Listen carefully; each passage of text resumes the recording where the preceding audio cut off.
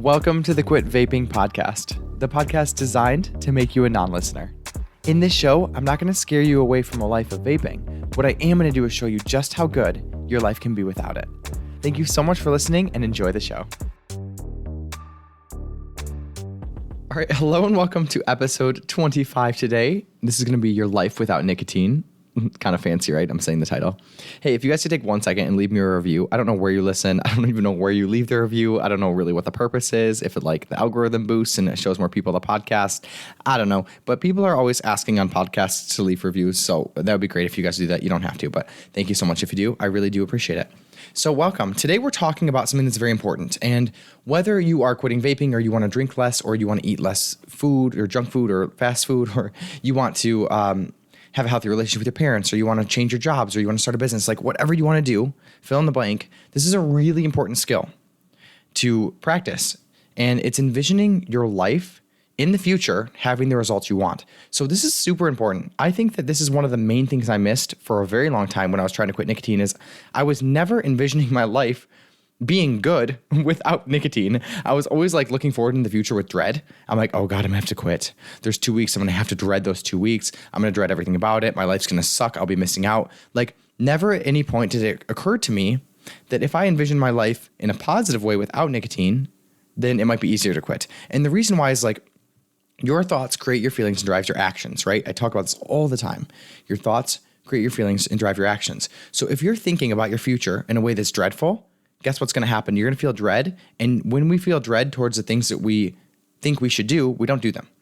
So imagine the last time that you wanted to work out. Let's imagine like people do this all the time. They're like, I want to work out, but I hate getting up at 5 a.m. I don't want to go lift the weights. I hate squatting. They're like envisioning how crappy it's going to be to work out. And then you feel dread or you feel like discouragement or disgust. And then what happens is you maybe work out once, you like force yourself and white knuckle, but then you don't do it ever again.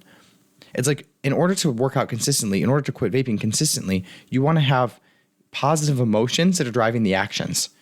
So it's really important, like spend time in the future imagining your life without nicotine.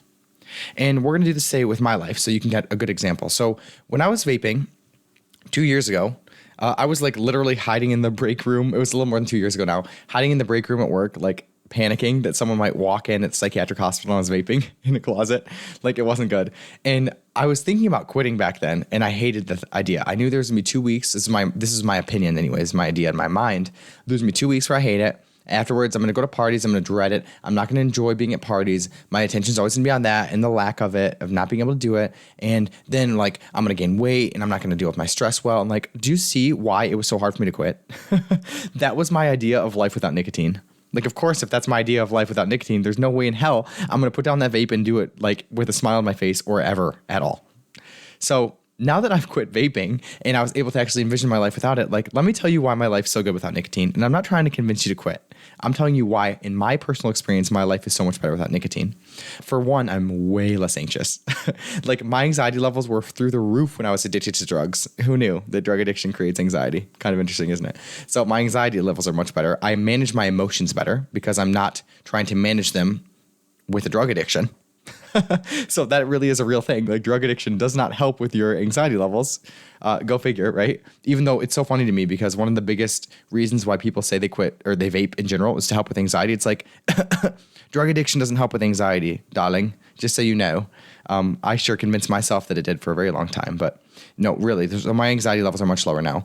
Another benefit is that I no longer spend time thinking about nicotine. It's the weirdest thing, you guys. Like I didn't realize how much energy a day I was spending on nicotine related thoughts.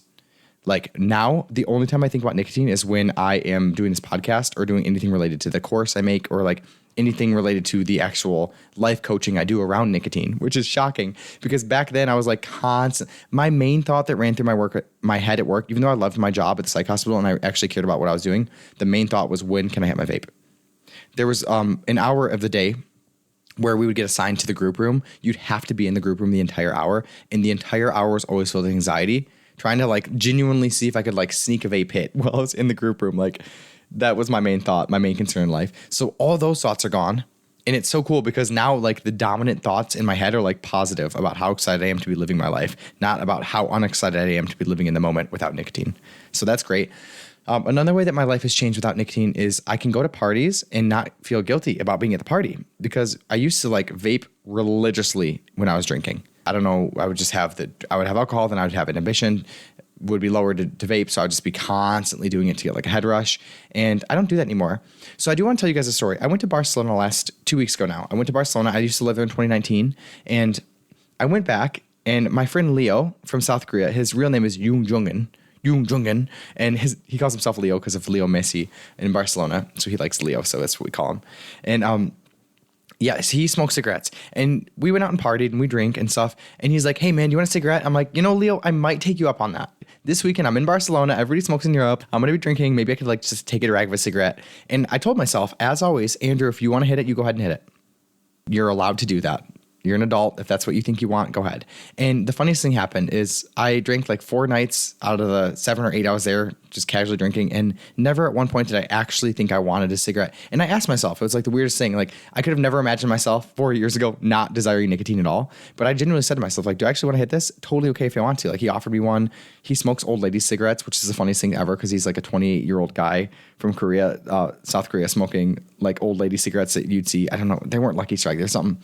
Not Virginia Slims. It was something, but he pulls out this, and they smelled good. But I'm like, no, I actually don't have a desire to hit it. So it's just weird that I have no desire. And I'm going to music festivals here with my friends, and I used to vape like constantly at music festivals. Like you're dancing, you're having a good time, whatever. You're just there for 5 days. And I used to vape all the time at music festivals. Like I literally, you guys, I remember the last time I went was in 2018, and it was before they had like actual disposable vapes that were worth a damn. So I would bring a rechargeable like phone battery charger, and then I'd also bring my refillable vape stick that you like recharge the battery on. I would literally have a little sack full of like the little refillable cartridges and juice. And then I remember one day there's a picture of me. I never want the world to see it, but it's like a picture of me holding my rechargeable vape thing in one hand and then the cord over to my vape in the other hand in a music festival. I'm like, this is literally pathetic.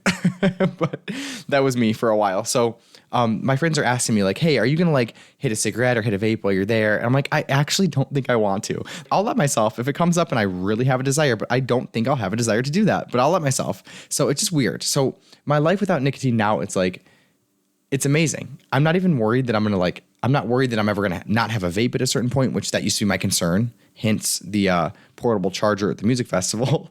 I used to be constantly concerned with thoughts and consumed with it and always worried about where I was going to get it. And all that drama's gone. And it's not like I'm brainwashing myself into thinking that like I don't want to vape. I genuinely don't desire it. I actually think that I was brainwashed before when I had all these beliefs that nicotine was so amazing in my life. It's like all that's gone. And I just want you guys to think about like, what would your life look like without nicotine, genuinely, and not from a dreadful place, because that's not going to be inspiring any quitting anytime soon.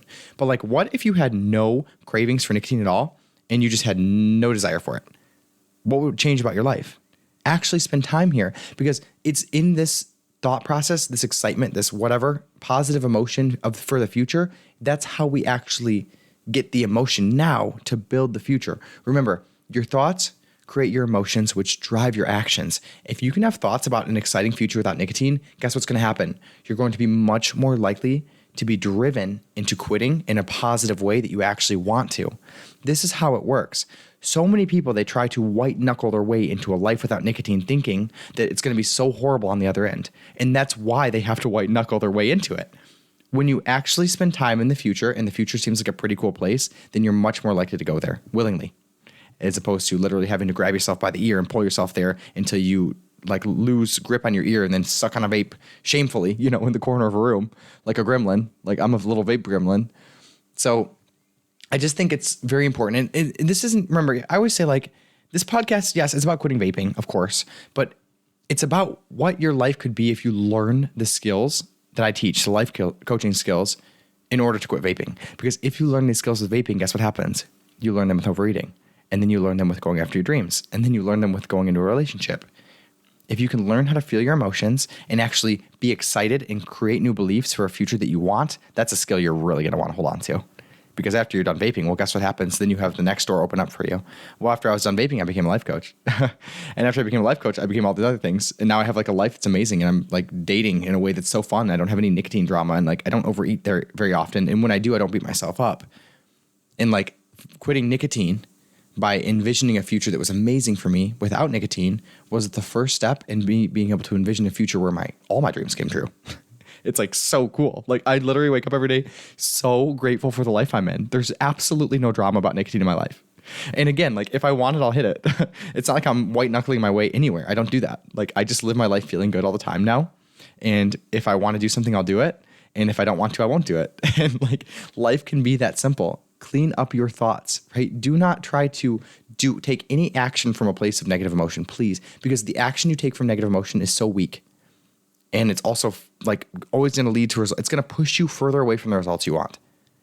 Before you try to quit vaping, spend a lot of time just thinking about how cool your life would be without it and actually trying to get to a place where you believe that. And if you can't get to that place, I wouldn't recommend you quit vaping because it's going to suck really bad to quit vaping if you can't get to that place.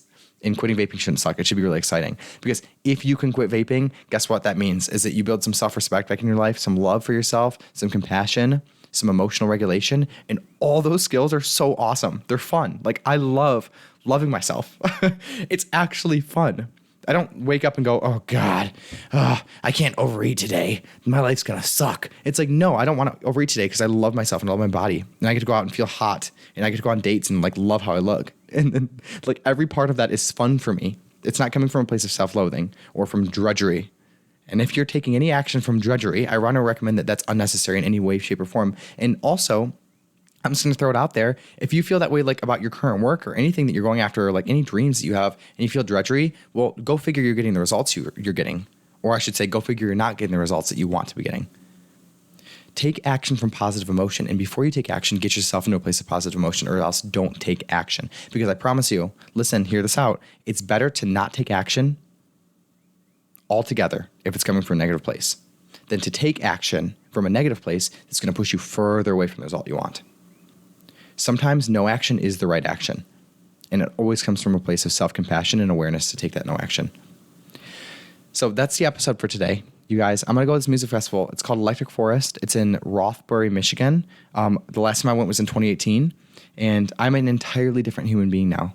And I'm so excited to go into this setting as a life coach who loves himself for the first time ever being at that place, who is not addicted to anything, but allows himself to be if he wants to be, and who just has this profound gratitude for the life that he gets to live. So I want to just take a second and thank you guys so much for listening. Like it really does mean the world to me. I have people now that are signing up for consults from this podcast. I have people reaching out to me on Instagram and all over the place and thanking me for this work. And it's like, no, thank you guys, because y'all are giving me ears so that I can just have this outlet. Like if no one was listening, it probably would be kind of hard for me to keep doing it. So thank you for listening. I love doing this. This is the best thing ever. Please like find a future that inspires the shit out of you and start living in that place mentally. Because once you start living in that place mentally, you get to feel the emotions right now that place will bring. And then you literally get to be living mentally in the future and physically in the future with your body. And then you take action from that place and your whole life just becomes amazing. So be grateful, love yourself. You is kind, you is smart, you is important. And also make sure you spend time imagining how awesome your life could be without nicotine, even if you don't quite believe it yet. Just give it some time. You know, give it some space in your mind. And then from that place, even if you have like a tiny little wince of excitement, then consider quitting vaping, or at least cutting back from that place and see what happens. You might find out that you actually enjoy vaping less. I don't know. It's up for you to decide. Only you know what's best for you. Have a fantastic day. I will see you in the next episode. Thank you. Goodbye. What's up, guys? I hope you're enjoying the show and that each episode is bringing you one step closer to becoming a non-listener. If you'd like to take all this information to the next level and finally quit vaping for good, you can check out the course link in my bio. Have a great day. See you next week.